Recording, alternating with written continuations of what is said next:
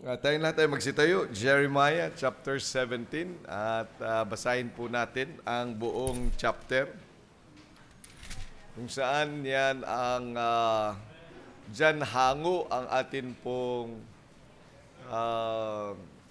tema sa taong 2024. At nawa ay gabayan tayo ng liwanag ng salita ng Diyos na ito sa atin bilang mga anak ng Diyos.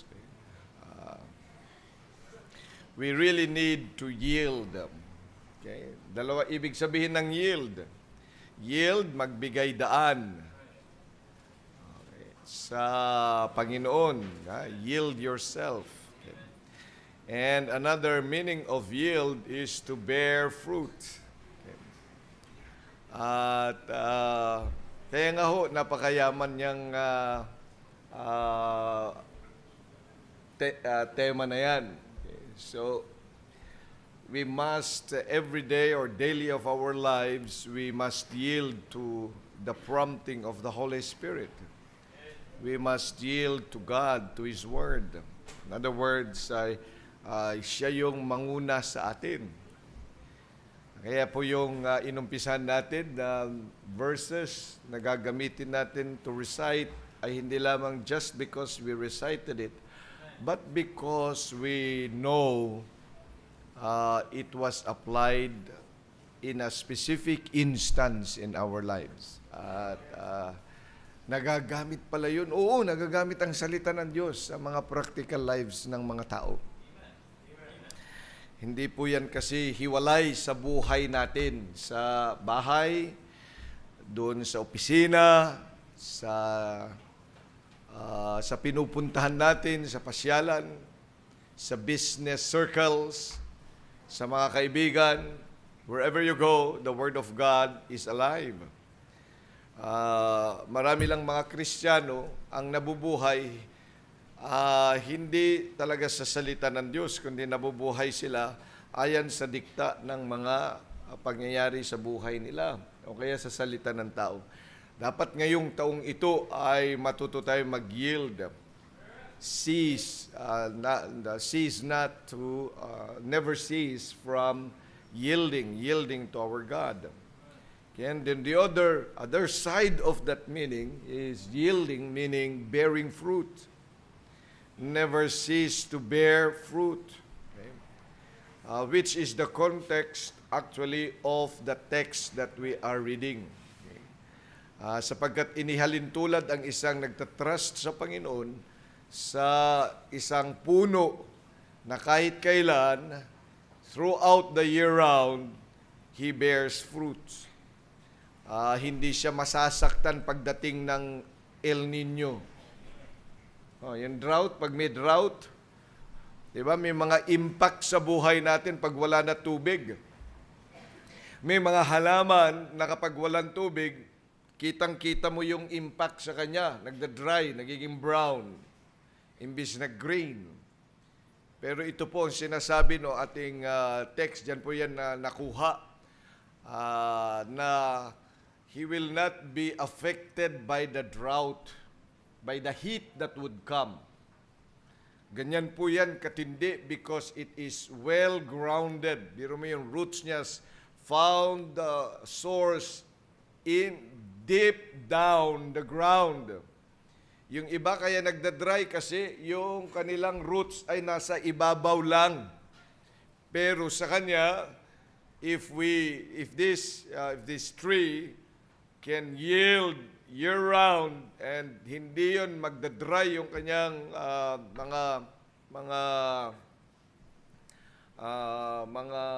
ano yan tawag niyan? Dahon. It's because it has sufficient water. And where is it getting its water source? Deep down. Yes, it has a good,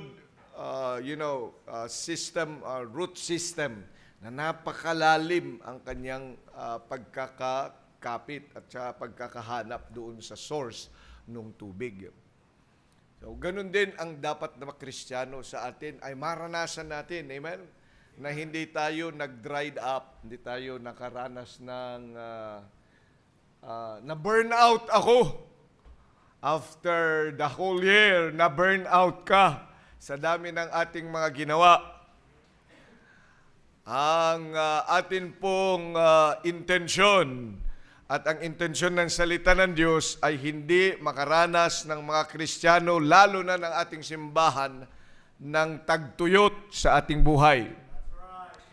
Na mananatili hindi lang masaya sa umpisa, kundi masaya kahit pa. Yan. Amen? Okay, so chapter 17 ho tayo. I'll read verse 1, salitan ho. Amen? Okay. At pag nagbasa tayo ng salita ng Diyos, lakasan natin para naririnig natin ang salita ng Diyos, marinig din ng kapitbahay. At least kung may marinig man siya sa atin, ay salita ng Diyos, hindi yung away natin. Amen? Okay. The sin of Judah is written with a pen of iron. Pambihira yan, no? And with the point of a diamond. It is graven upon the table of their heart and upon the horns of your altars.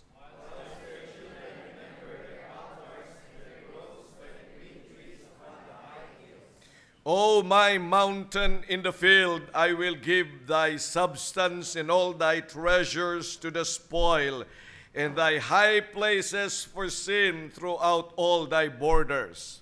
And thou even thyself shalt sustain you from thine heritage that I gave thee, and I will cause thee to serve thine enemies, and the land shall know it not, for ye have kindled a fire in mine anger, which shall burn forever. Thus saith the Lord, cursed be the man that trusteth in man, and maketh flesh his arm, and whose heart departeth from the Lord.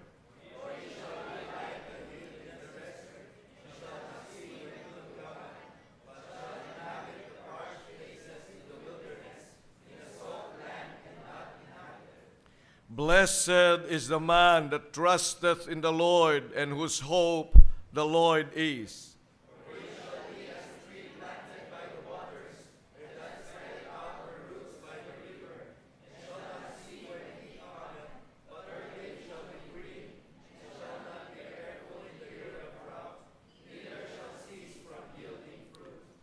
The heart is deceitful above all things and desperately wicked. Who can know it? I, the Lord, search the heart. I try the reins, even if it giveth every man according to his ways, and according to the fruit of his doings. As the partridge sitteth on eggs, and hatcheth them not, so he that getteth riches, and not by right, shall leave them in the midst of his days, and at his end shall be a fool. The Lord is high throne from the beginning, is the place of our sanctuary. O Lord, the hope of Israel, all that forsake thee shall be ashamed, and they that depart from me shall be written in the earth, because they have forsaken the Lord, the fountain of living waters.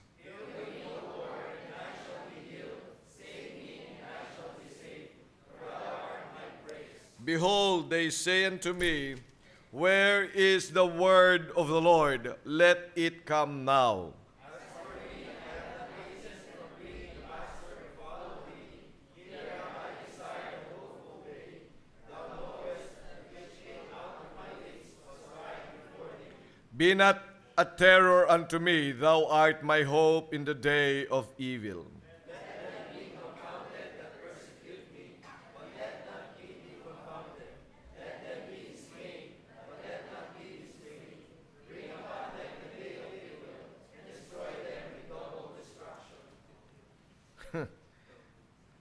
Thus said the Lord unto me, go and stand in the gate of the children of the people, whereby the kings of Judah come in, and by the which they go out, and in all the gates of Jerusalem.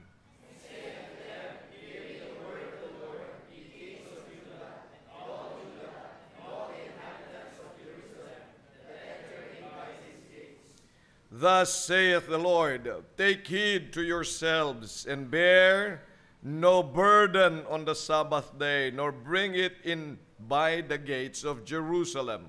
Neither carry forth a burden out of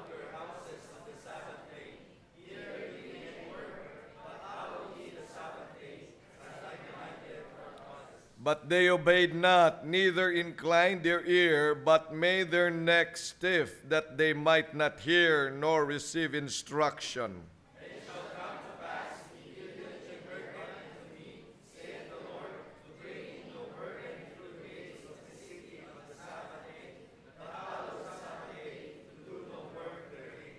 Then shall there enter into the gates of this city kings and princes, sitting upon the throne of David, riding in chariots and on horses, they and their princes, the men of Judah, and the inhabitants of Jerusalem, and this city shall remain forever.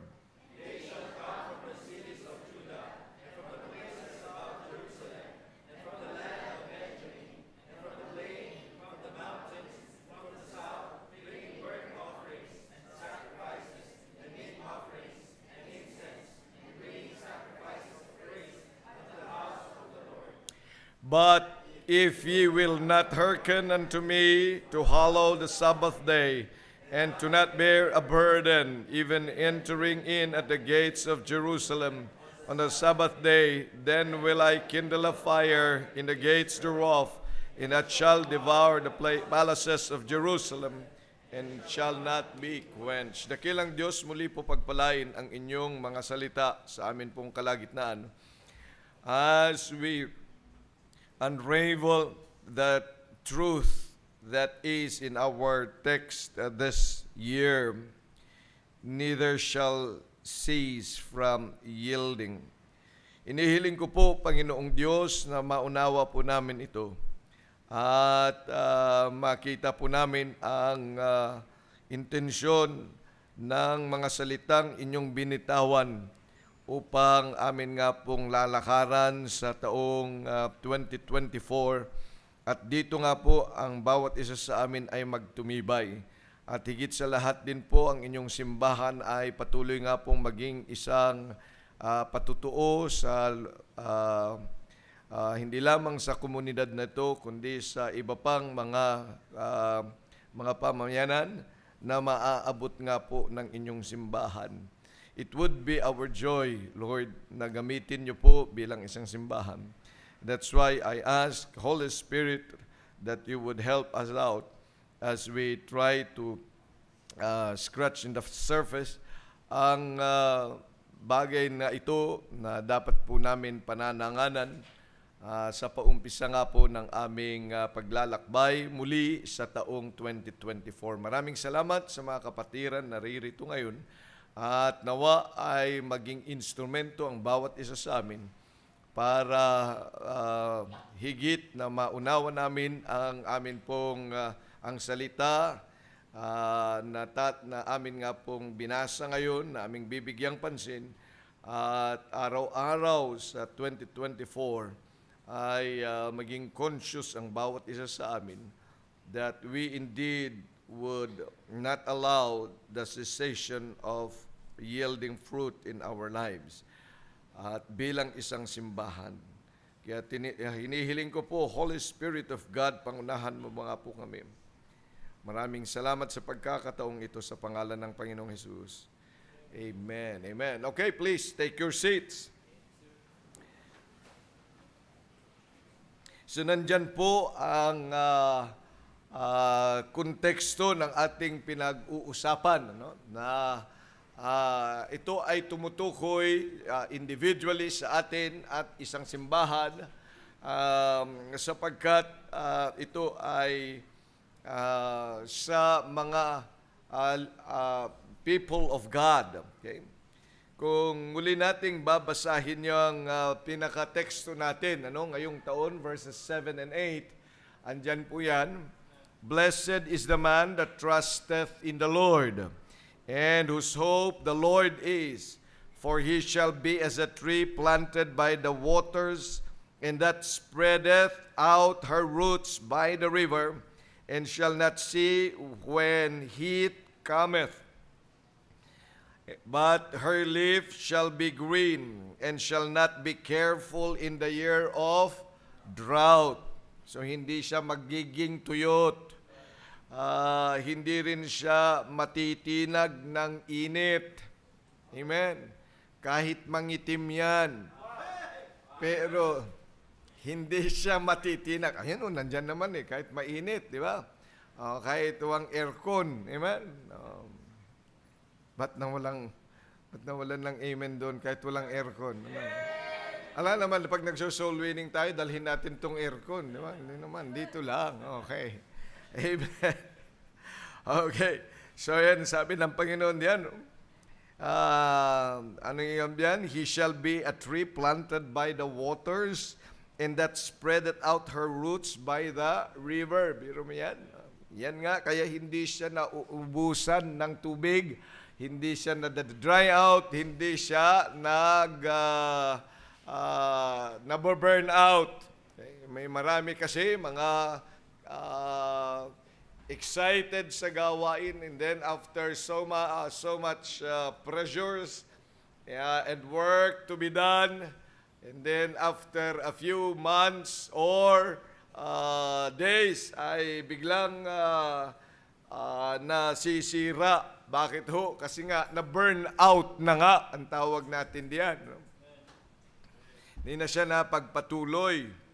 Okay. Pero sabi ng Panginoon, He shall be like a tree planted by the rivers of waters that spreadeth out her roots by the river and shall not see when heat cometh, but her leaf shall be green and shall not be careful in the year of drought, kahit pa tagtuyot. No? And neither shall cease from what? Yielding fruit. So kahit pa sa pagtanda niya, ay hindi yan natigil sa pagbubunga. Diba yung pagbubunga kasi pag tumingin tayo sa mga nanay ngayon, the closest example, no? Siyempre, tao na pinag-uusapan dito kasi ay ginamit ay mga puno.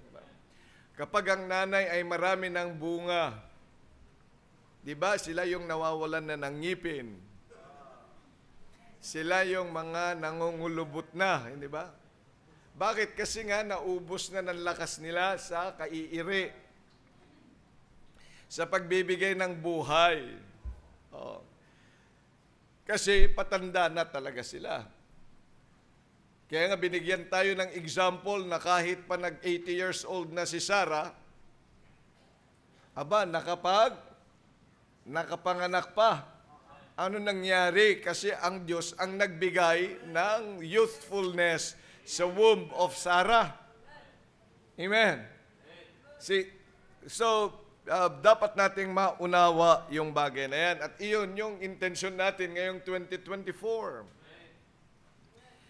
Now, look at the context now. As we start to study this theme ngayong taong ito, gusto pong maunawa natin na ang tinutukoy ng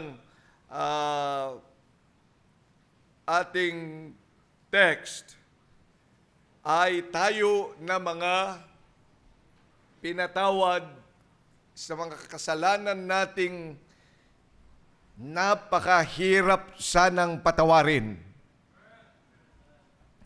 Tingnan niyo yung umpisa pa lang sa verse number 1. The sin of Judah is written with a pen of iron. Biro mo yan? Buti sana kung lapis na bubura. Pero yan ang description ng Diyos sa kasalanan ng Judah. And remember, it's not the whole Israel, it was Judah. Judah is the tribe that has been faithful to David, to the line of David.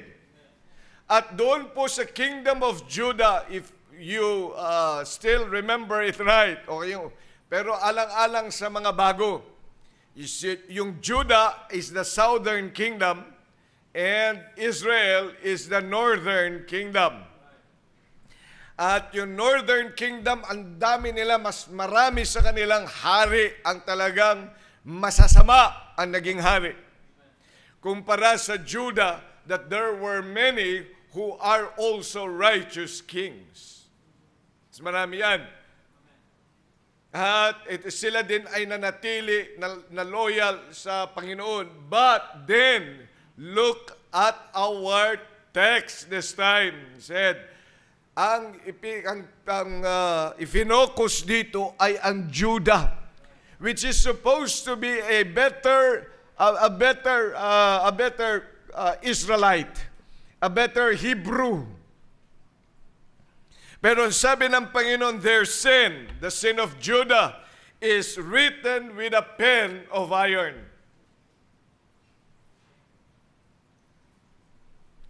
Alam niyo, kung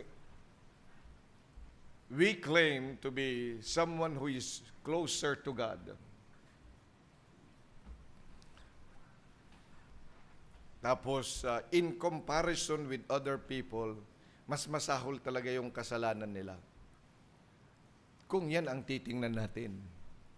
Pero ang tinutumbok po ng Panginoon dito, if you think that you are a better Christian than others, yung kasalanan natin sa harapan ng Diyos is written with a pen of iron in His eyes.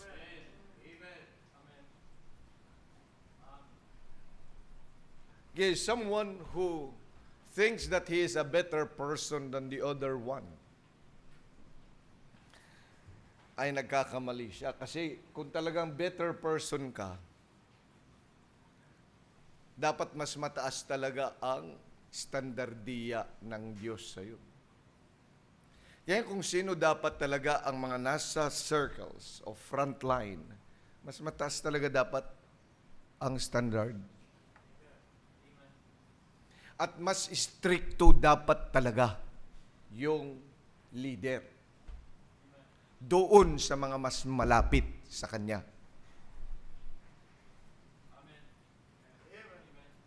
Dapat talaga mas stricto siya.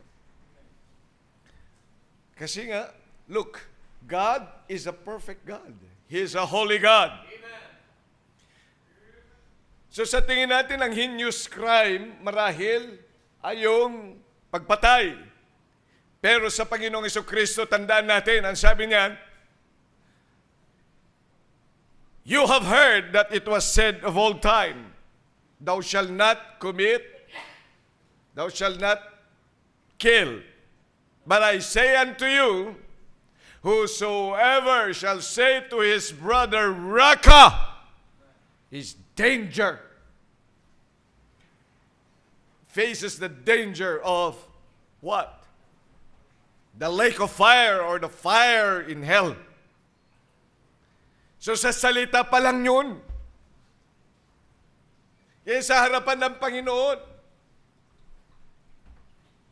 At bilang mga mananampalataya ay dapat ganyan ang treatment ng bawat isa sa atin for this tree to yield, continuously yield fruit at all season.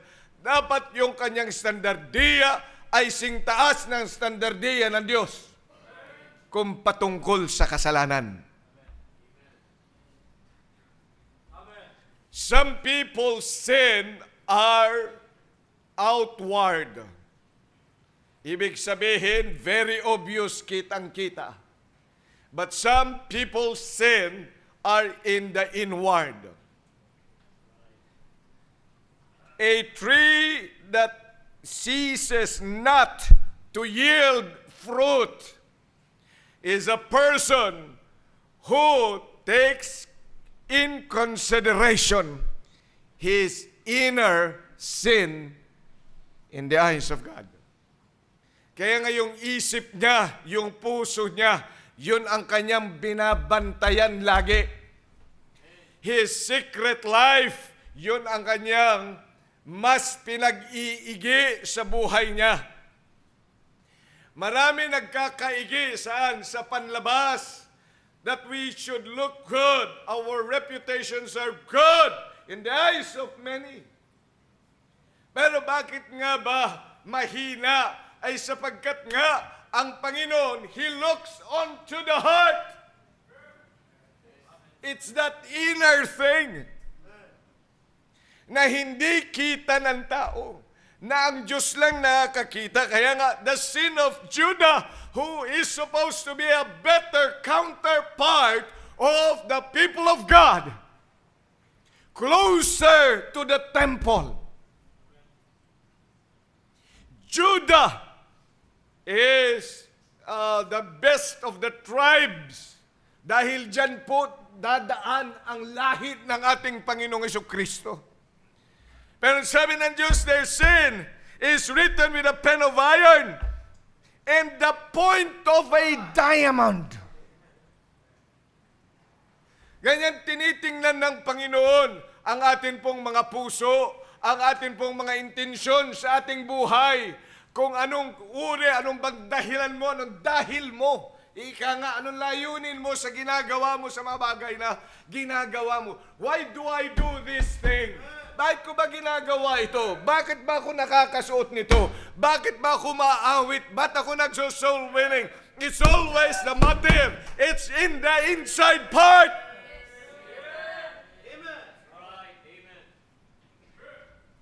Marami kasi sa atin ay pang-ibabaw. Not we are so concerned about what people can say to us, pero we are not concerned about what God who sees the unseen thing. Dapat po bilang mga mananampalataya ay mas talagang soul searching natin ngayong 2024. Every now and then when we come to church, then ma-remind tayo, neither cease from yielding. Ikaw yan, ako yan, tayo yan, na dapat ay mas tinitingnan natin ang ating mga sarili in the eyes of a holy God. Yung puso natin, kasi po lumalabas at lumalabas po kung ano yung nasa puso. Look at our text, kaya nga sabi din ng Panginoon sa verse number 9, diba? The heart is deceitful above all things and desperately wicked. You see, it's the inside thing that God wants to work. Remember that even our Christianity, saan ba nagsimula yan? In the heart. Anong sabi? If you believe in thine heart, and confess with thy mouth the Lord Jesus, thou shalt be saved. Di ba? Amen? So it's in the heart. So it began in the heart. That which is not sin of man. Kaya nga justification by faith is never sinned by man. Kaya nung sinabi ni James naman, ay pakita mo yung pananampalataya mo, kasi yung pananampalataya mo, kayo lang naman talaga ng Diyos ang nakakakita nun eh. So justification by works naman yung sinasabi ni James, kaya wala ho yung kontrahan si James at saka si Apostle Paul. Siya ang kontra. Ang sinasabi ng iba, kailangan na dadagdagan mo yung magandang gawa para maligtas ka. Ang sinasabi ni James, ipakita mo yung magandang gawa kasi yung ibang tao, hindi nila makita yan. You cannot be justified in their eyes, but justification by faith. Our salvation, it's only God who sees the heart.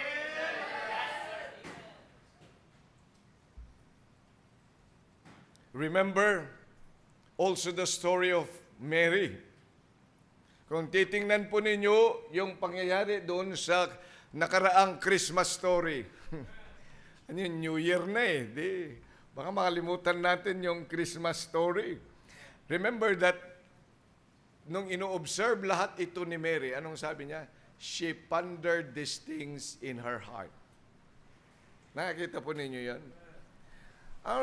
Doon sa puso niya, doon niya talaga inalagaan lahat yung mga nakita niya, narinig niya sa anghel, narinig niya doon sa salita ng Diyos, nakita niya sa kanyang pagdadalang tao nung siya'y lumapit kay Elizabeth, lahat ng mga yan, nakasulat ng malalim sa kanyang puso.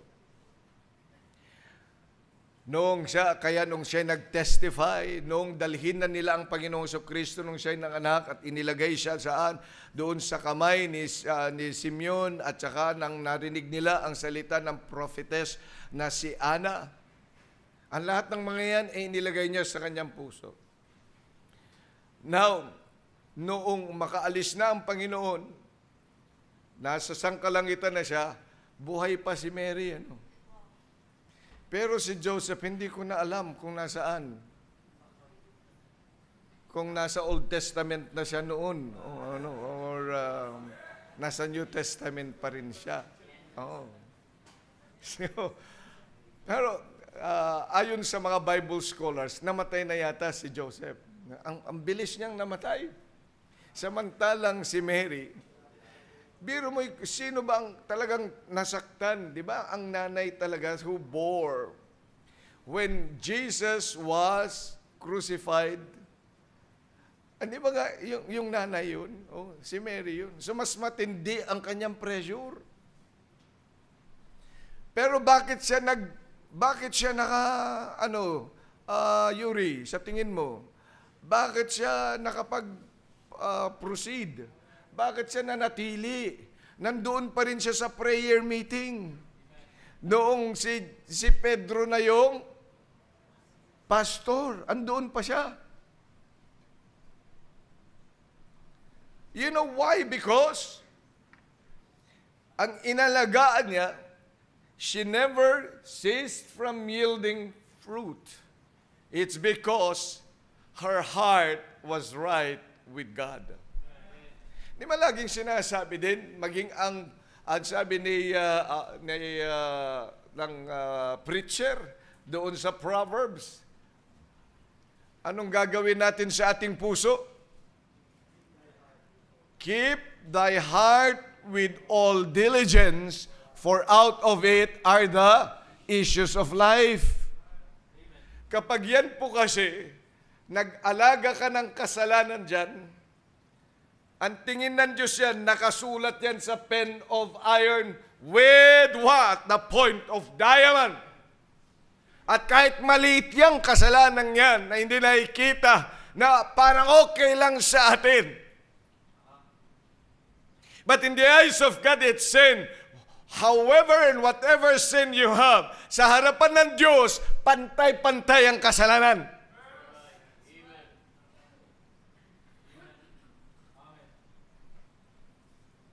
At lalo na kung ikaw ay naglilingkod sa Panginoon, ikaw ay pumupunta ng altar, ikaw nagtuturo ng salita ng Diyos, ikaw may hawak ng mga bagay na banal sa gawain ng Diyos. When you are in the holy ground of the Lord, when you are in the holy work of God, ang katapos ay mag-aalaga ka ng kasalanan, kinakailangan magkaroon tayo ng perfect hatred sa kasalanan yan na kahit nasa puso pa lang at nasa isipan. And that is a battle that we should be fighting day after day after day.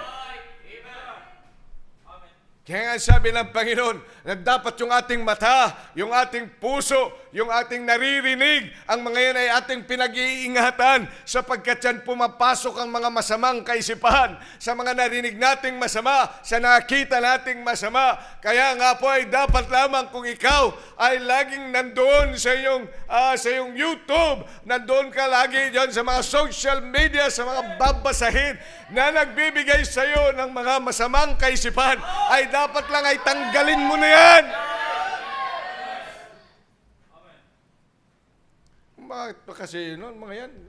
Biglang may nagpa-pop up na mga masasamaan. Kahit doon sa mga My Day, sabi ko, pakitanggal mo naman ito at baka mapindot ko. Mayroon mo yung mga My Day, mga naging kaibigan ko. Kayo mga kaibigan ko sa Facebook. Pwede ba pag nahack na, isabihin nyo, ayusin nyo na at kung ano-ano mga picture nyo.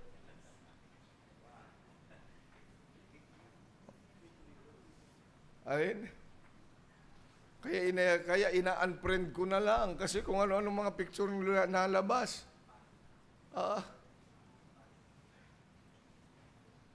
Kasi dapat talaga yung mga nakikita natin, yung naririnig natin. Yan po ay mga bagay na dapat pinag-iingatan. Amen? Oh. Ano yun, wala na tayong problema sa kasalanan dahil binayaran na ng Panginoong Jesucristo sa krus ng Kalbaryo. Though your sins be as scarlet, they shall be white as snow. Pinatawad na tayo ng Panginoon. Amen. Pero nawa, sa pagpapatawad na yan ng Panginoon sa atin, binura na niya yan. He washed our sins away. In the sea of God's forgetfulness, that's good enough for me. Amen. Tinapon na ng Diyos yan. Sapagkat sapat-sapat yung kamatayan ng ating Panginoon, yung dugo niya na dumanak doon sa krus ng Kalbaryo para linisin tayo. Pero kapatid, huwag kang mag-aalaga ng kasalanan sa puso mo. Huwag kang mag-entertain. We always have an opportunity to come to the Lord and talk it out with God, at tayo'y humingi ng Kanyang guidance, and let us guard the heart that our sins would not be written with a pen of iron. Amen? Kaya bilang mga mananampalataya, as we move on to 2024, kayo mga nagtumutugtog, kayo mga kumakanta sa choir, kayo mga nag-a-usher, kayo mga nasa ICTC, kayo mga nasa audio, lahat ng mga may ginagawa, mga full-time workers, dapat po tayo bilang, at kahit po ikaw ay isang area leader, mga member ng simbahan, God wants us to yield every now and then. At hindi yan natatap, at hindi po niya nais na tumigil tayo. Pero kung tayo po ay mag-aalaga ng kasalanan sa atin, at hindi natin binabantayan yan, hindi po tayo makakapagbunga na ayon sa Panginoon. Amen? Kaya dapat ho, lagi na nakabantay tayo sa ating puso at laging bukas ang ating isipan at ating puso sa salita ng Diyos. The conviction of the Holy Spirit every time we listen to the Word of God. At tayo po, pag tayo kinoconvict na ng Panginoon, ay dapat lamang talagang lagi tayong lumalapit sa Kanya, na dapat ang puso natin would always be broken and we have a contrite spirit for the very Word of God and His conviction of our sins. Amen? Wag ko natin i-treat na lahat naman, nagagawa din nila yan. Weakness ko naman to. Maiintindihan na ako kasi weakness ko naman. Kahit weakness mo yan, hindi ba lahat naman tayo may besetting sin? Ay dapat nakikipaglaban ka sa besetting sin. Ang galing-galing mong mang-away ng tao pag sinabihan ka ng masamang salita, ay dapat inaaway mo din yung puso mo na nagtatago ng kasalanan. Dapat inaaway mo yun. Dapat ikay maingay doon. Ang ingay-ingay mo kapag nasabihan ka lang pogi ka. Samantalang gwapo ka naman. Oh, ay dapat lawang na ikaw din maging maingay ka. Saan? Sa kasasaway sa sarili mo. Sa puso mo. The inner sin. Yung hindi nila nakikita. Mabuti nga yung iba na nakikita yung kasalanan natin, sinasaway tayo. Amen? May nananaway ba sa inyo? Nagpapasalamat pag may nananaway. Kasi nga nakikita naman natin kasi yung kasalanan eh. May mga nagsusumbong ng mga bata, si ano po, nag-EML. Ayan, mga bagay na yan, magandang bagay na may nagsusumbong. Naniniwala kasi kaagad ako. Sinasabihan ko na kagad, hindi naman po eh, bakit ka nakita noon? Dapat nga pag may nagsaway na sa'yo, nakita ka kasi, alam mo bang mahirap sawayin yung hindi nakikita? Paano ko sasawayin yung nasa isip mo? Ay tulog, kagaya niyan, parang ang bait-bait natin. Pero sa totoo lang, inaantok kasi. Di ba? Tapos naka-necktie pa. Oh. Paano ko naman sasawayin yan? Tapos nakangangapang ganyan, no? Oh. Tapos pangiti-ngiti pa niya, no? Paano mo sasawayin? Wala kang masasaway dyan. Pero nasa isip mo. Baka naman tingin mo sa akin, lechon. Oh. Payat na lechon to. Tumingin ka kay Victor. Okay, ano yan? Yan. So bilang mga mananampalataya, yan yung mahirap sawayin. Kaya ikaw at ang Diyos yan. Amen? That's why the Holy Spirit is given to us. Para masaway natin. Kaya sinasaway tayo ng Panginoon. Kaya nga, kung ikaw ay frontliner, kaya ginagamit ng Diyos, at kahit hindi ka frontliner, are you saved? Are you a child of God? When you come to church, dapat talaga, ikaw ay sinaway na ng salita ng Diyos. At dapat huwag kang papayag na sa taong ito ay hindi ka man lamang pumupunta ng altar para makapag-usap sa Panginoon. Every after preaching ay dapat nasa altar ka. Tiyakin mo that in 52 weeks, in 52 Sundays, that every time you hear the Word of God, ikaw ay sinaway na ng Diyos at dapat ay binigay mo na sa Panginoon. Pastor, paano kasi kami, mga usher, hindi naman ako pwede. Dapat ay nauna ka na. Nauna ka nang lumuhod. Bago pa magpaluhod ang pastor sa altar call. Paano po ito? Ako may hawak ng mikropono. Nakatayo naman dito, hindi mo naman hahawakan yan. Bilang mga anak ng Diyos, kahit anumang ginagawa natin, kung tayo po ay kinausap na ng salita ng Diyos, bakit hindi tayo lumapit sa altar at doon may pag-usap sa Panginoon? Huwag mong pababayaan at every service, ginagawa mo lang yung iyong ginagawa sa bahay-sambahan ng Diyos, pero hindi ka kinausap ng Panginoon. You have never come to the altar.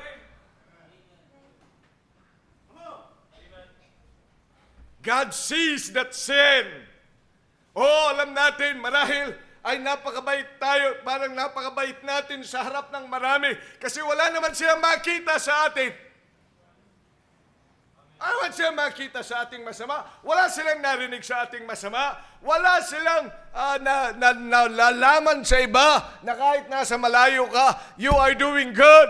But the heart is above all deceitful and desperately wicked. Who can know it? Bilang mga anak ng Diyos, bantayan natin yan. Amen? Because we would like to yield fruit year after year if we only take good care of that heart that is deceitful. Amen? And then the second thing, makikita natin yan. Ang sabi ng Panginoon doon sa verse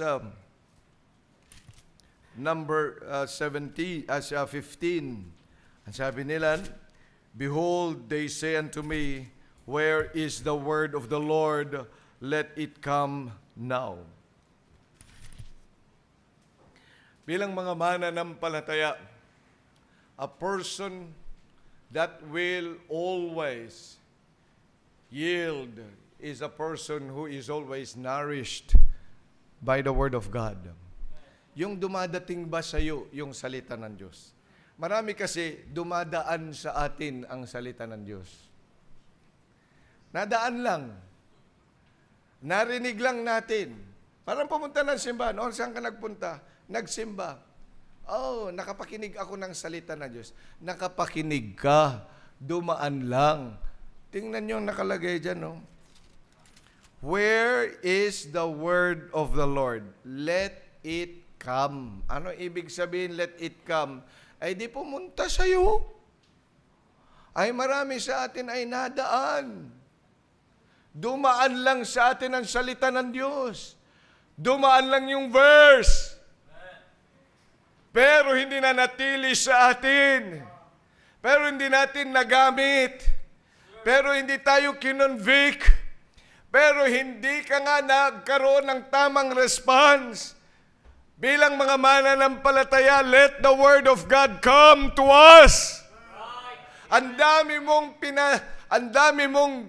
tinatanggap sa sarili mo. Ang dami nating tinatanggap na mga papuri sa iba. Ang dami nating tinatanggap na palakpak sa iba. Ang dami nating tinatanggap na pintas sa iba at nagagalit pa tayo kasi tinanggap mo. Di ba kapag ikaw ay tumanggap doon sa kapintasang ipinintas at ipinukol sa'yo, di ba nagagalit ka? Eh paano nga, tinanggap mo eh.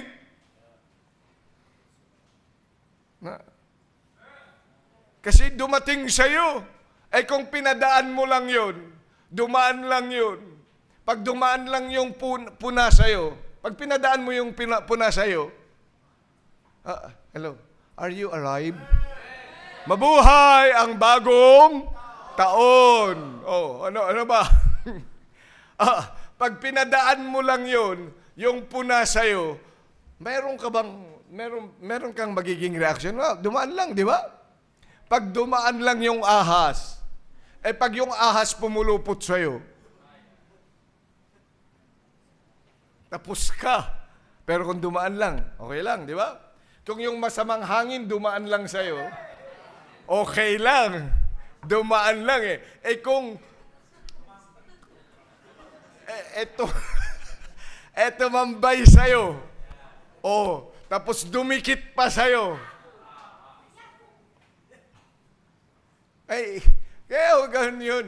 No, kaya ang pagka-word ng salita ng Diyos ay ganun, let the word of God come now. Dapat ay makarating sa bawat isa sa atin, hindi mo lang narinig. Kaya hindi tayo lumalago kasi yung salita ng Diyos nadaan lang sa atin at ang tumanggap yung aso na dumaan. Pero hindi sa atin. Yung katabi mo, doon lang mo pinadaan. Sa'yo yun, Brad. Lahat na lang pinadaan mo. Tingnan nyo, kung lahat na lang ng pagkain pinadaan mo sa iyong sarili, sa'yo, mamaya wala ka ng pagkain. Pag mamaya, yung iihawin mong hotdog ay panay ka na lang bigay sa iba, mamaya wala na, stick na lang sa'yo. Amen. Kasi pinadaan mo lang. Ang salita ng Diyos ay dapat tinatanggap. At dapat nananahan sa atin. Tumitira sa atin at ito'y nagagamit natin. Dapat ito nagiging source din ng ating conversation. Yun yung convo natin. Mambihira. Yun yung ating mga salita. Yun yung mga gamit nating salita. Kagaya ngayon, may bago kaming mga salita. Maligaya, bagong. Di ba? Meron ibig sabihin kasi nun.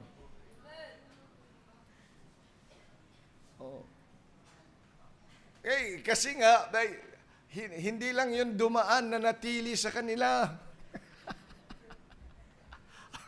Di ba mga anak ng Diyos? Ano ba yung sinasabi ni Pastor? Tanungin mo na lang sila. Okay. Pero yun. Hindi naman salita kasi ng Diyos yun. Ano lang yun? Sino lang may invento nun? Si Jessa lang may invento nun eh. Kaya, bilang mga mananampalataya, dapat gawin ang ating gawin. Kaya nga pag magbigay ka ng memory verse, ay tandaan mo, yun yung buhay mo. Amen? Kaya pa-practicein natin ngayong 2024 yun. Let the Word of God come to us. Amen? Pag binasa mo na, nag-Bible reading ka rin, ay dapat nakikita mo, Panginoon. Kanina nga, nung binabasa ko ito ng ilang beses, sabi ko, Panginoon, ito pala yung kasalanan ko. Ayaw kong nakasulat lang dyan. Pero sa harapan mo, ito ako. Dapat talaga nag-stay sa'yo yun eh. Bilang mga anak ng Diyos, ang kanyang salita. Kung minsan ay nabasa mo lang, dumaan lang sa iyong mata. Pero hindi na natili. Kaya yun ang dahilan din, mga kapatid, bakit mayroon tayong altar call. para dito sa altar, ang pakipag-usap mo ay kung ano ang dumating sa iyong salita ng Diyos. O wala na namang dumating na salita ng Diyos? Nakarating na ba ang salita ng Diyos sa iyo? And then, tingnan po ninyo, the third thing that I would like us to understand is the context of the Sabbath. Di ba, nakikita nyo, Sabbath dito. Now, remember that our Sabbath is Christ. Alam mo kung bakit galit na galit ang Panginoon sa mga Israelites? Kasi hindi nila binibigyan ng pagpapahalaga ang Sabbath na ibinigay sa kanila ng Diyos. Nagtatrabaho pa rin sila. They still do something else. Kahit Sabbath that they should have found rest. Ano ibig sabihin nito sa atin bilang mga anak ng Diyos? Remember, ang sabi ng Panginoong Jesucristo, "Come unto me, all ye that labor and are heavily laden, and I will give you rest." Therefore, when you have Christ in you, you must have rest.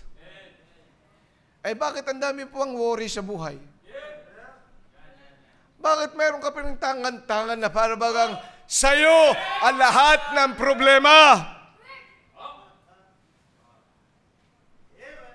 You are desecrating the rest that Jesus, whom you say you have in your heart. Kaya yung worry is really a sin. But hindi ka makangiti. Rejoice in the Lord always, and again I say rejoice. Ay bakit may mga worries ka sa buhay mo? When in fact Jesus said, "Come unto me, and I will give you rest." Tapos sinabi mo rin, I have come to my Christ. I have already flown unto my Christ, and He is with me, and I am with Him. He is in me, and I am in Him. But we desecrate it. Dapat talaga pag ikay naglilingkod sa Diyos, bakit panay ang complain mo sa lahat ng ating mga ginagawa at gawain? Look at our lives, what has happened in our lives. Pastor, may hirap naman po kasi I am under discipline, under suspension, ano pa? I didn't find rest with Christ. Kaya nga sabi niya, ano bang, "Come unto me, all ye that labor and are heavy laden." O, yung heavy laden, meron kang tangan-tangan na mabigat. Amen. At sabi ng Panginoon, halika dito at ako'y mag-aral sa akin, and I will give you rest. Take my yoke upon me. Ang kunin mo, yung yoke ko, hindi yung yoke mo. Di ibig sabihin, magiging magaan ang buhay mo sa paglilingkod sa Diyos. Kaya marami sa atin ang hindi nga po nagbubunga, natutuyot, pagdating ng init, pagdating ng problema, ay paano nga walang rest? Because we have desecrated the rest that God has given us. At naghahanap ka pa ng ibang kapahingahan. Naghahanap pa tayo ng iba. Samantalang nandyan na ang Panginoon. You're still looking for something else to take a rest. Andiyan ang Panginoon. Kaya, dapat ay gayahin natin siya habang bumabagyo, nandun siya sa barko. Di ba? Ano ang masabi ng mga disciples? Panginoon, carest down that we perish? Siya habang dinuduyan-duyan lang ang Panginoon. Yun yung bagyo sa kanya. Dapat maranasan din natin pag may bagyong ganyan sa buhay natin. Duyan lang sa atin yan. Makakatulog. Ay siya, may problema pala. Siya, sige. Gamitin kong duyan yan. Amen? Duyan ko yan. Ayun, pagdating yan, di ba? Para kang si Job. Doon, hindi pa natatapos yung isa, meron na naman. Natapos ka, ang sarap naman ng duyan. Sige pa. Ano pa? Give me more. At ganun ba? O sige, ilagay natin dyan. Lagay ko yan sa prayer list ko. Maglingkod sa Diyos. Amen? Gawin nating duyan yan. Maranasan naman natin the rest that the Lord. Kaya nga huwag tayong maghanap ng ibang rest. Ng ibang Sabbath. The only Sabbath that we have.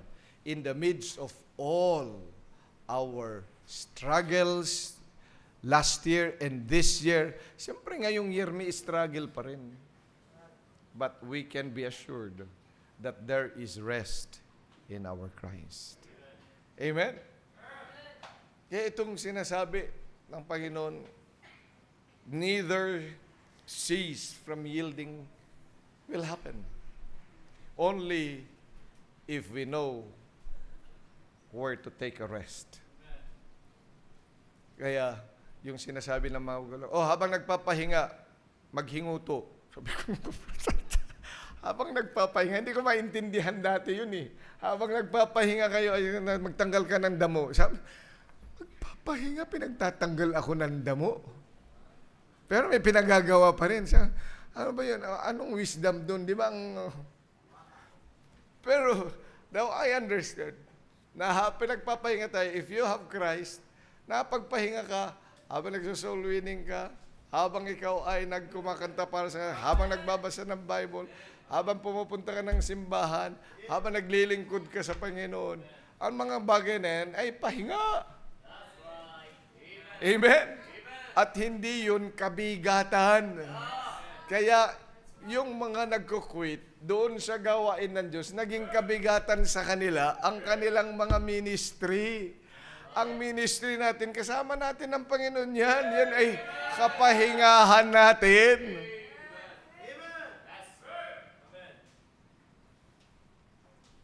Kasi mali ang kaisipan mo sa kapahingahan. Hindi na, magbibigay na, yun nga ang kapahingahan natin, yung magbigay, di ba? Oo, kapahinga natin yan. Magbigay. Kaya ngayon nga, may 365 giving tayo, di ba? Pero sabi ko sa Panginoon, hindi lang naman talaga minsan o piso ang binigay mo sa akin eh. Alam ko, twofold. Alam ko threefold. Alam ko fourfold. Alam ko nga fivefold eh. Bakit? Kasi yung 3 kong anak nga, hindi mo pinabayaan. Tapos ang misis ko, lalo na, hindi mo siya pinabayaan. Ako, hindi mo rin pinabayaan. E di 5-fold, di times 5. Amen? Hello? Mic test. Bakit parang pag pinag-usapan natin 365 provision, ay nanahimik na naman tayo, no? Kapahingahan natin yun, yung magbigay para sa Panginoon. It is really a good thing. Amen? So, neither cease from yielding. So, bilang mga anak ng Diyos, let's take good care of the sin in the eyes of God. Let's take good care of the Word. Let the Word of God come. Huwag nating pabayaang lumampas sa atin. And let the rest of God really be our real rest. Let's all stand up, please. Muli dakilang Diyos, maraming salamat po sa pagkakataon pinagkaloob mo po sa amin para sa aming salita na amin nga pong tiningnan ngayon. At sa paumpisa ng pag-aaral namin, ikaw nga po, Panginoong Diyos, ang manguna. Pagpalain mo po ito sa aming buhay. Maraming salamat sa pagkakataong ito sa pangalan ng Panginoong Hesus. Habang tinutugtog ang awiting panyaya, ba't hindi natin lumapit sa Panginoon may pag-usap? That this year, 2024, ang simbahan, ang bawat isa sa atin would never cease from yielding.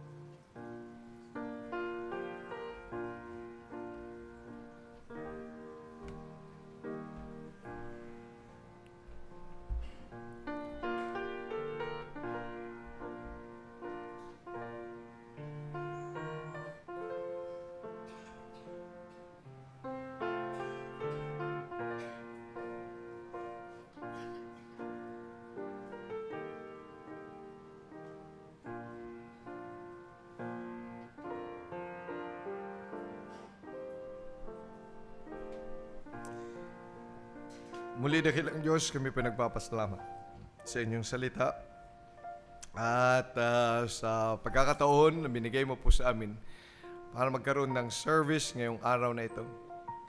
Thank you for the opportunity.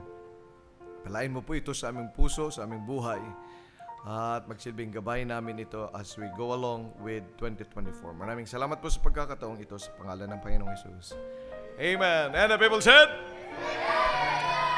Amen.